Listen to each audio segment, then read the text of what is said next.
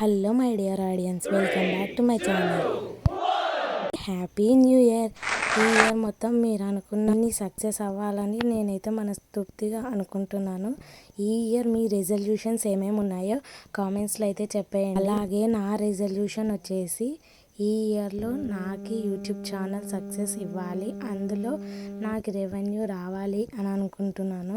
ఇదైతే నా కోరిక అనమాట. ఇంకా మేమైతే కేక్ షాపింగ్కి అయితే వెళ్ళి నేను మా డాడీ ఇద్దరం అయితే కేక్ తెచ్చాము. వెనీలా ఫ్లేవర్ అయితే తెచ్చుకున్నాము.